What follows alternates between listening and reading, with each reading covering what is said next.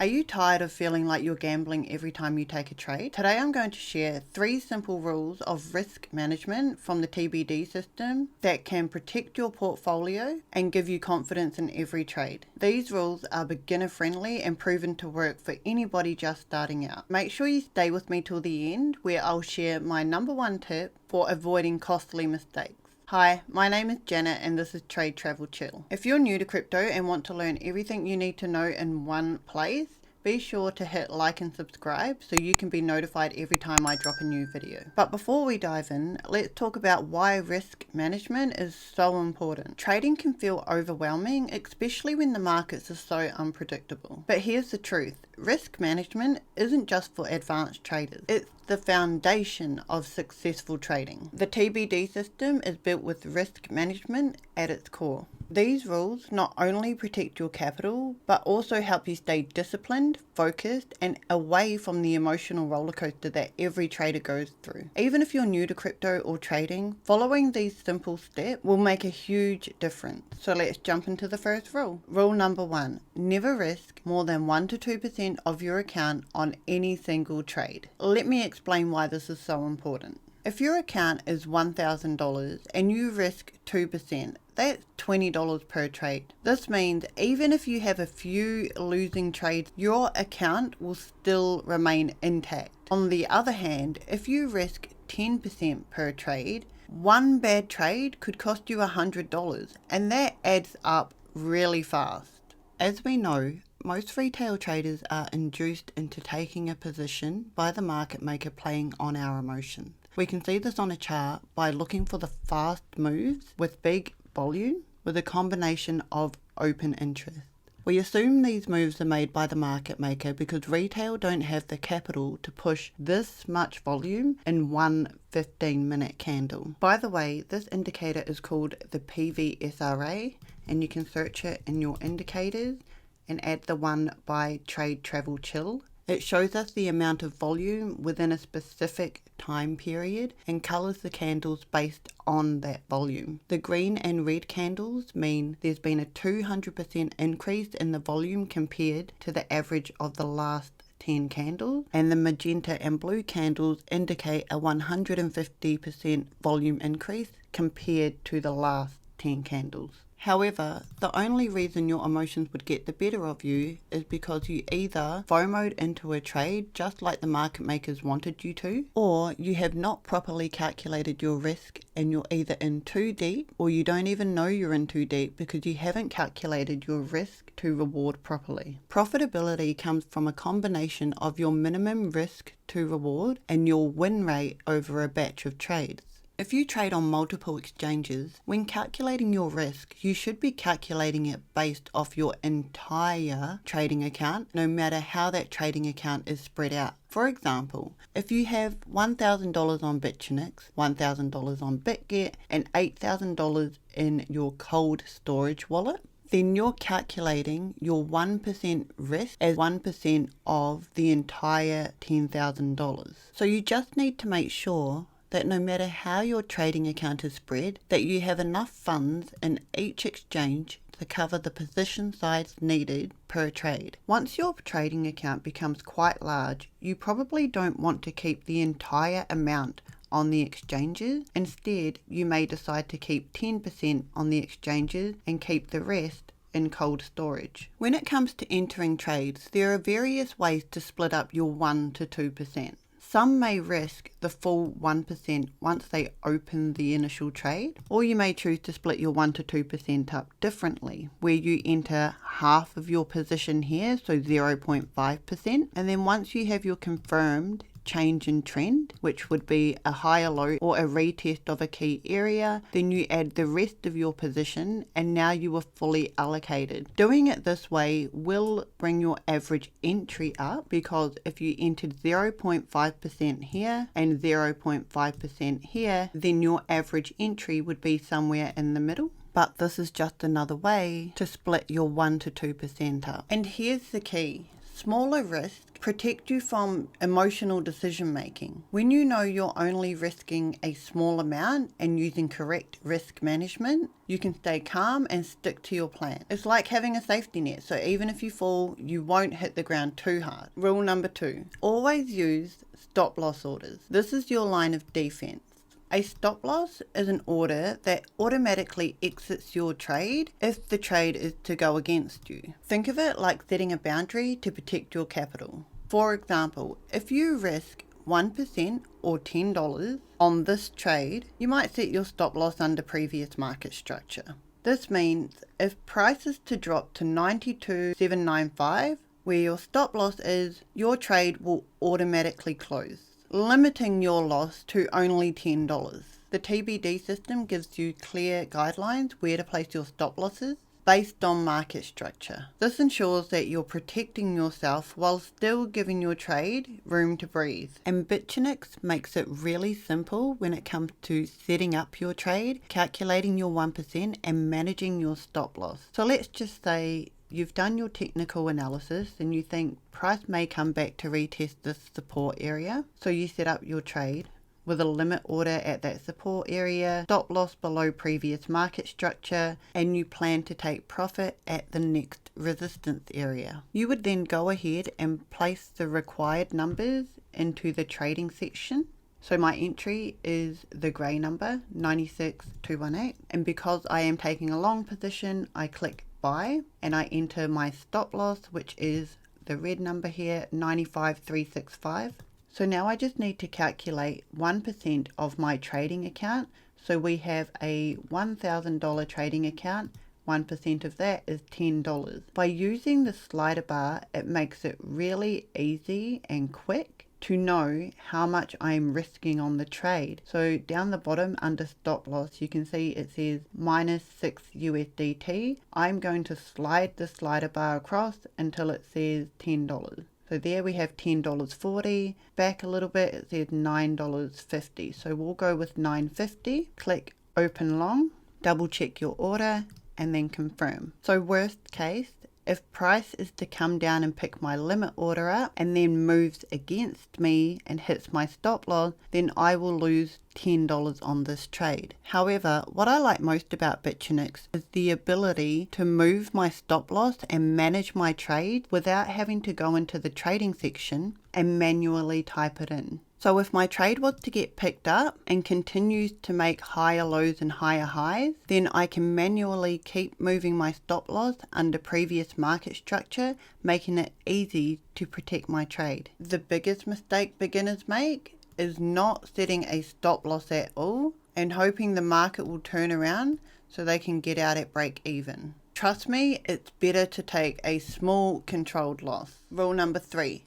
Always calculate your risk to reward before entering a trade. This helps you to determine whether a trade is even worth taking. The risk to reward ratio is the relationship between how much you are risking and how much you stand to gain. For example, if you are risking $100 on this trade and it is a 3-to-1, that means you are risking $100 to make $300. That's a solid trade. Let's break it down with another example. You buy $100 worth of a stock or crypto at $100. You then decide you are not going to sell your $100 worth of crypto or stock until it hits $400. This means even if it goes to zero, you don't care because you're holding it until it gets to $400, meaning your risk to reward ratio is 3-to-1, risking $100 to make 3. Now let's look at another example with Linda and her friends. Jimmy offers Linda a coin flip bet. Both put in $1,000 and the winner takes the $2,000.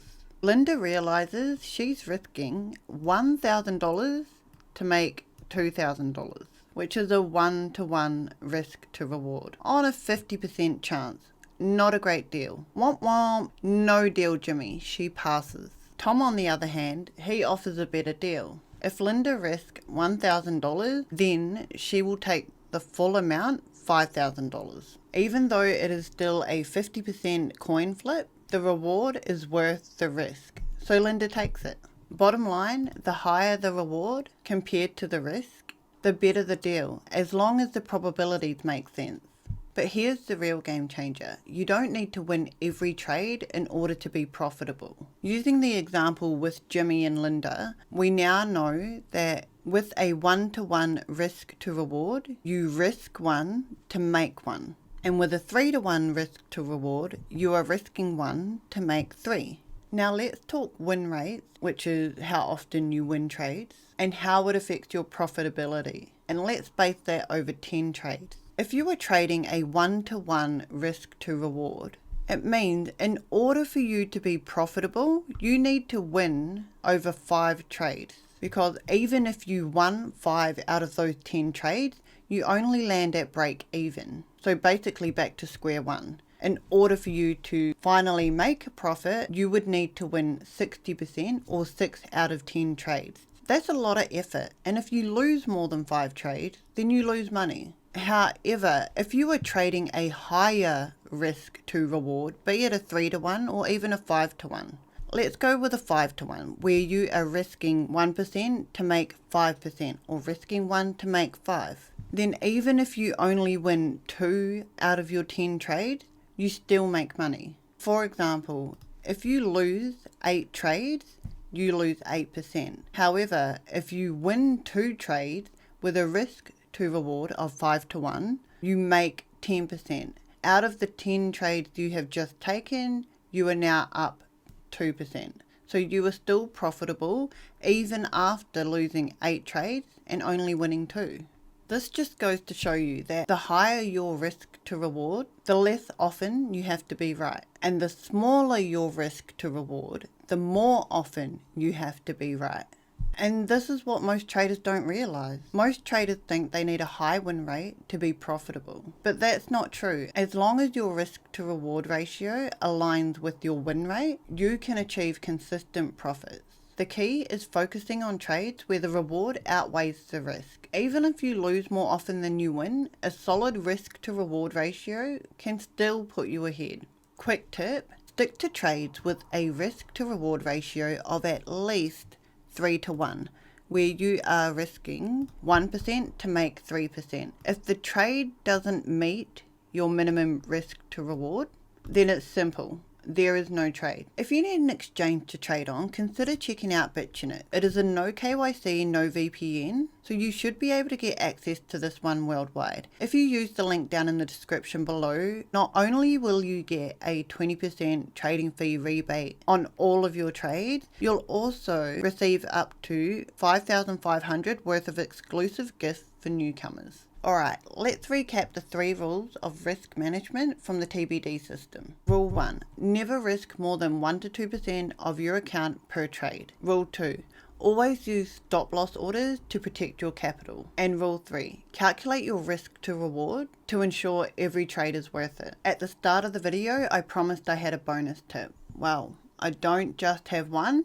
I have 2. The first one is not to focus on the P&L stickers. If you've ever placed a trade, you've probably seen P&L stickers pop up on your screen. They show you how much you've made or lost after closing a trade and can show you your profit and loss whilst your trade is still open. And whilst these may seem important, they don't actually tell us the full story. What they do tell us is the exchange we are trading on, the date this P&L sticker was shared, the position you took, the amount of leverage that was used on that trade, the asset you are trading, the percentage, your open price and your close price. So use these P&L stickers as information, not validation. And here's why. Seeing a big green P&L doesn't mean it was a good trade. I'm going to show you with a trade that I currently have open. When you look at my P&L percentage, it says 5.92%. That doesn't seem like a lot,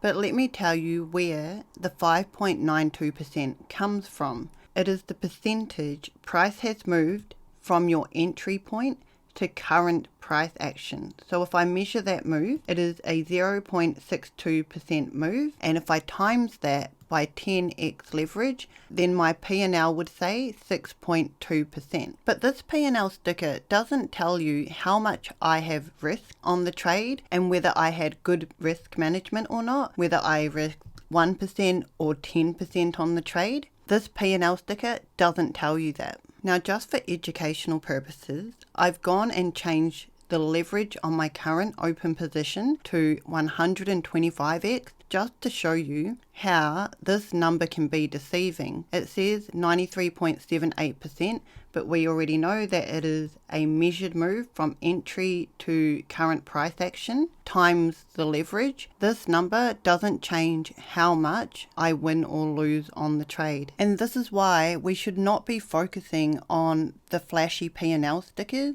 We want to be focusing on the risk to reward. So the trade setup, where your entry was, your stop loss, and how much you risk compared to the reward. Now, what would make a difference is if someone entered at the same price but had a tighter stop loss and was targeting the same take profit area. Therefore, their risk to reward is much higher. They're risking 1% to make 8%. However, their P&L stickers would be exactly the same. Why? Because this green number is a measurement from entry point to current price, but if it was closed, then this would say closed price on the P&L sticker. But this is the only point where person B would make more than person A when their P&L stickers are the exact same.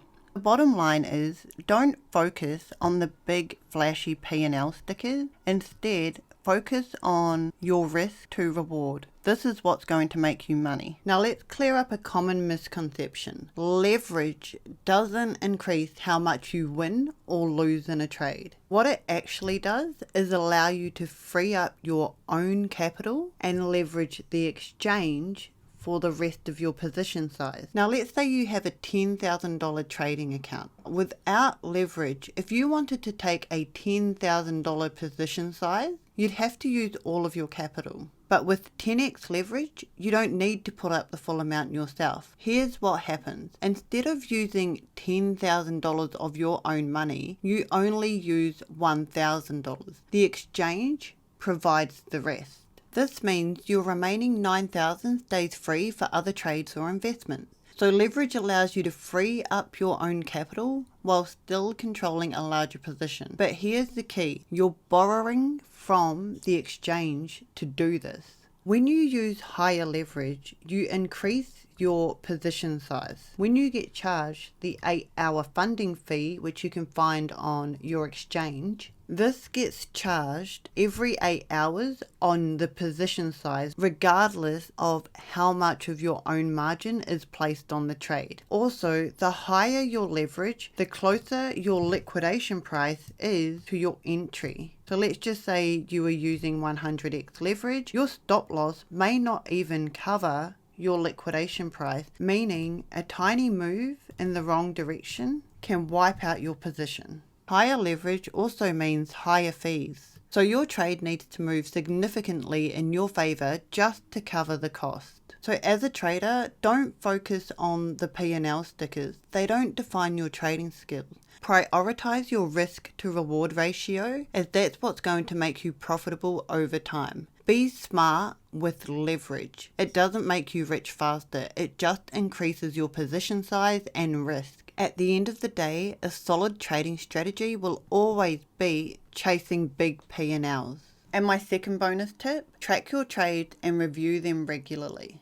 This helps you to learn from your mistakes and refine your strategy over time. When I started tracking my trades, I noticed how often I broke my own rules. Fixing that made a massive difference. If you haven't already, consider grabbing yourself a membership where you'll have access to all of our online courses, our live trading session, and a supportive community to help guide you. But also the trading journals and resources. You can find the TTC Trade Journal, and you simply just fill in these white boxes, and these green boxes will automatically be calculated for you. If these rules resonated with you, start applying them today and let me know in the comments which ones you're most excited to use.